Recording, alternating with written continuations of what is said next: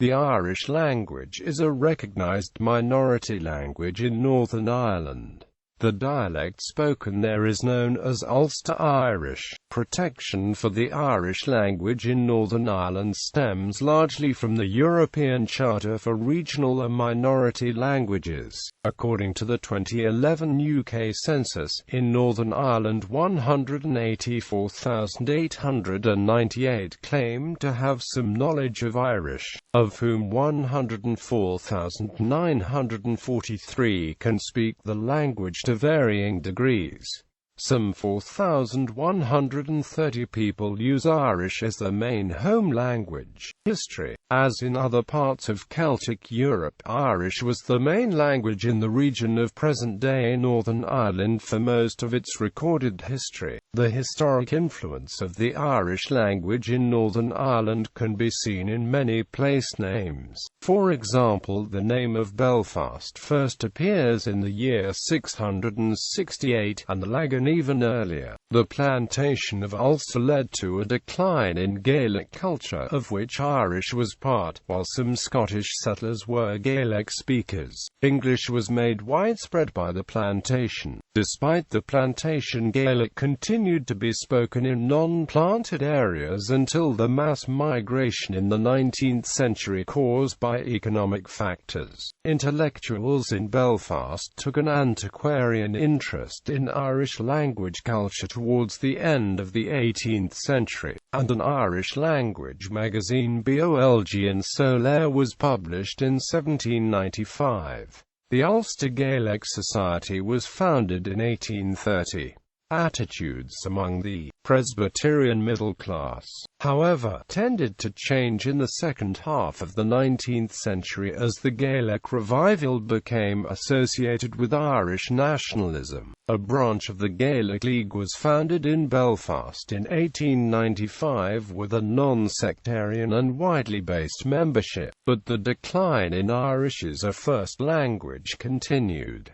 Irish was in sharp decline throughout the whole of Ireland from the mid-1800s. For the late 1600s and early 1700s, the Church of Ireland made some attempts to revive the declining Gaelic language. The Church printed Bibles and prayer books in Gaelic, and some churches, and some Protestant clergymen like William King of Dublin, held services in the language. However, the English language had been the language of learning, and the Roman Catholic Church continued to use Latin and English in its services. English was the language of the industrial east of the island, and Gaelic started to become confined to the more rural west. By the 1860s, of all the Roman Catholic seminaries, only St. Jarlath's in Tuam was teaching in Irish. The Roman Catholic Church had, at that time, desired to stamp out any lingering, semi-pagan remnants, which included Gaelic language. Sir William Wilde in 1852 blamed the Catholic Church for the quick decline and was shocked by the decline of the language and Gaelic customs since the famine. The power of the English language in business and learning throughout much of the world also influenced the decline of Gaelic in Ireland. A letter from Dennis Herity of Letterkenny in 1886 to the Society for the Preservation of the Irish Language complained that the parents in his area all wanted their children to learn English. Bishop McCormack of Achonry, also in 1886, suggested that people are apathetic about the preservation of our ancient language, and they see that Shakespeare's tongue is the one in use in America and the colonies. Although there had been attempts and societies formed to reverse the declining trend for the language, it was not until the rise of the Gaelic League, founded in 1893, that any measure of success was achieved. By the 1851 census, only 23% of the population of Ireland still spoke Gaelic as a first language. Douglas Hyde, in New York in 1905, said, "The Irish language, thank God, is neither Protestant nor Catholic. It is neither a unionist nor a separatist." By then, however, the language had begun to be politicized. The Roman Catholic Church in Ireland began to believe in the worth of the language and had begun to take steps to ensure its survival. Ironically, however, both the state and church interference became something that Irish people began to resent. Protestants and Unionists alike began to back away from a Gaelic revival as, besides the dominant role of the Roman Catholic Church by then, Gaelic was starting to be described as a race and as a divisive element politically and culturally. Even so, in 1905 the Irish Unionist Party had a Gaelic slogan, which it proudly displayed at a convention. Since 1921, the Irish language has been regarded with suspicion by many Unionists in Northern Ireland, who have associated it with the Republic of Ireland and with Irish republicanism. The Irish language movement in Northern Ireland after 1921 responded to a lack of establishment support by pursuing a self-help social and recreational movement aimed at preserving Ulster Irish. By 1923, only one branch of the Gaelic League was left in operation in Northern Ireland, but from a handful of branches in 1926 the number of branches peaked at 182 in 1946. In contrast to the perception of the Irish Free States policy of preserving areas of Irish-speaking countryside, activists in Northern Ireland concentrated on ensuring Irish could survive in urban contexts, organising trips to Irish-speaking areas to bolster urban enthusiasm. A cooperative housing scheme in Belfast aimed at creating an urban Gaeltacht opened in 1969 in Shores Road. For the early years of the Northern Ireland government, education in Irish was marginalised. The number of primary schools teaching Irish was halved between 1924 and 1927, and numbers studying Irish as an extra subject fell from 5,531 to 1,290 between 1923 and 1926. The subsidy for Irish as an extra subject was abolished in 1934. The Troubles exacerbated the politicisation of the Irish language in Northern Ireland. Many Republicans in Northern Ireland, including Sinn Féin President Gerry Adams, learned Irish while in prison. The last speakers of varieties of Irish native to what is now Northern Ireland died in the 20th century. Irish as spoken in counties Down and Fermanagh were the first to die out, but native speakers of varieties spoken in the glens of Antrim and the Sperrin Mountains of County Tyrone and County Londonderry survived into the 1950s and 1970s respectively, whilst the Armagh dialect survived until the 1930s or 40s. Varieties of Irish indigenous to the territory of Northern Ireland finally became extinct as spoken languages when the last native speaker of Rathlin Irish died in 1985. Say Amos Brian McAmley, who died in 1983, was reportedly the last native speaker of Antrim Irish. A wealth of recordings and stories told by McAmley were recorded by researchers from Queen's University in Belfast. Status: most Irish speakers in Ulster today speak the Donegal dialect of Ulster Irish. Irish received official recognition in Northern Ireland for the first time in 1998 under the Good Friday Agreement. A cross-border body known as Fóras na Gaelge was established to promote the language in both Northern Ireland and the Republic, taking over the functions of Bord na Gaelge. The British government in 2001 ratified the European Charter for Regional and Minority Languages. Irish was specified under Part 3 of the Charter, thus giving it a degree of protection and status comparable to the Welsh language in Wales and Scottish Gaelic in Scotland. This included a range of specific undertakings in relation to education, translation of statutes, interaction with public authorities, the use of place names, media access, support for cultural activities and other matters. Compliance with the state's obligations is assessed periodically by a committee of experts of the Council of Europe. The Education Order 1998 states, "It shall be the duty of the Department to encourage and facilitate the development of Irish medium education." According to the 2001 census,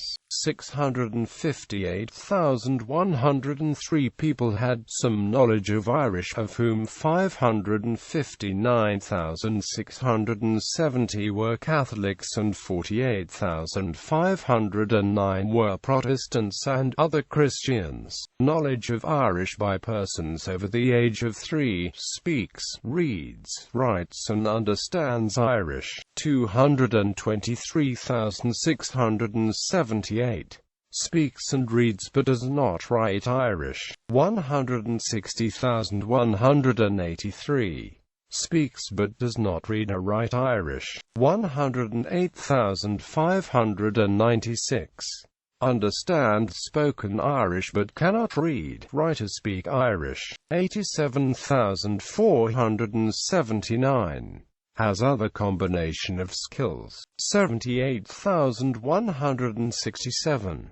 No knowledge of Irish, 1,152,760. The ULDACH Trust was established in 1989 by Irish language enthusiasts to attract funding from the British government for language projects and to broaden the appeal of the language on a cross-community basis. The Shores Road Gaeltacht was joined in 2002 by the Gaeltacht Quarter in West Belfast. Education. 6 families in Belfast established a Gaeltacht area in Belfast in the late 1960s and opened Bunscoil Phobal Fest in 1970 as the first Irish medium school in Northern Ireland, and in 1984 was granted the status of a voluntary maintained primary school.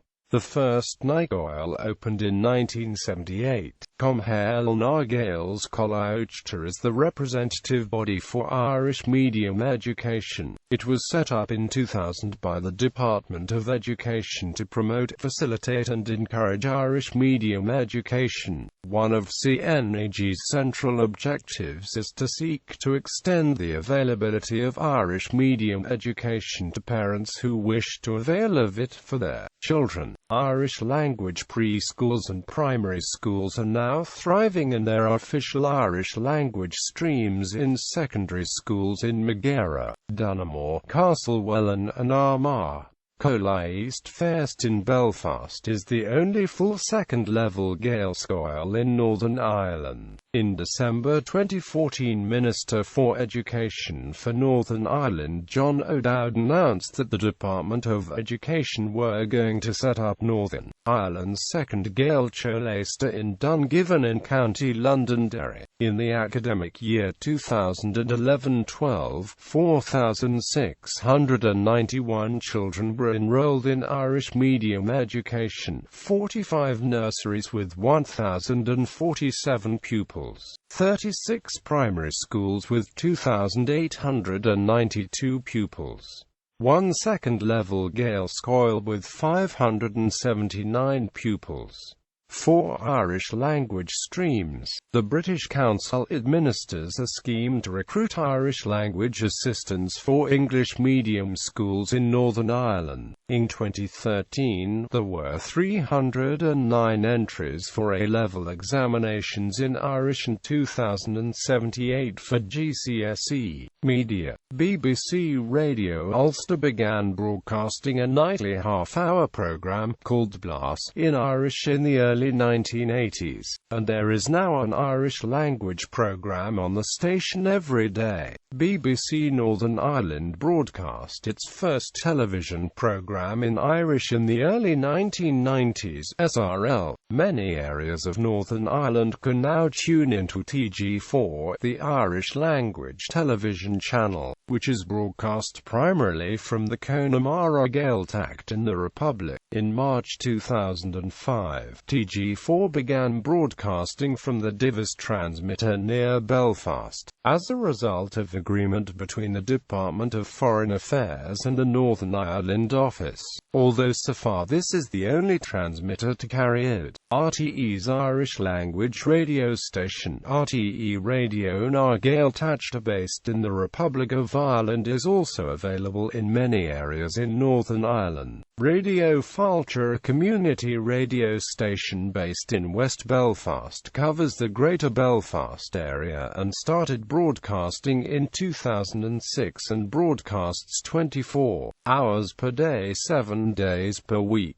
It broadcasts a selection of programs: music, chat, news, current affairs, sports, arts, literature, environmental and community issues. It is also available worldwide on the internet at radiofail.com. Residents of Northern Ireland have access to web-based media in Irish such as online newspaper to Erisk, i.e. or online lifestyle magazine Nose, i.e. an Irish language daily newspaper called RNUA folded in 2008 due to lack of funding. The Northern Ireland Film and Television Commission administers an Irish language broadcast fund to foster and develop an independent Irish language television production sector in Northern Ireland. The European Commission authorised public funding for the fund in June 2005, considering that, since the aid aims to promote cultural products and the Irish language, it can be authorised under EU treaty rules that allow state aids for the promotion of culture. Political use. The Irish language in Northern Ireland has long been a matter associated with identity. Prior to the turn of the 20th century, the Irish language was embraced by both sides of the community, although in decline. But the partition of Ireland in 1921 was a turning point to attitudes towards the language. Nationalists in Northern Ireland who had been abandoned by the southern counterparts felt that the Irish language was a significant marker of identity they now needed as a minority group.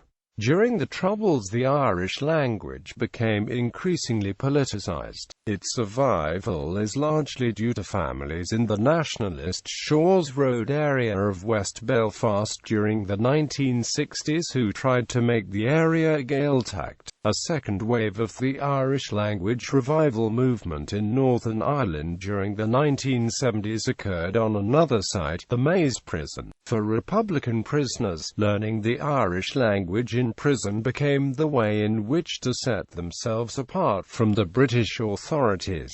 More widely, this use of the Irish language inspired many nationalists in Northern Ireland to use the language as a form of cultural expression and resistance for the so-called British occupation. In particular, the Irish language has been used extensively by the Republican Party Sinn Féin, who have been criticised by unionists for hijacking the Irish language for political gain. The use of the Irish language by Republicans has therefore led to it receiving mixed responses from unionist communities and politicians. In many unionist communities, the Irish language is regarded as a foreign language or the language of terrorists, and therefore, unlike Catholic communities, in Protestant communities its inclusion in school curriculum and public notices continues to be strongly opposed. On the other hand, some moderate nationalists have been reluctant to use Irish too due to the negative connotations associated with the language's use. The issue around the use of the Irish language language was once again intensified when a Unionist MLA was accused of mocking Irish in the Northern Irish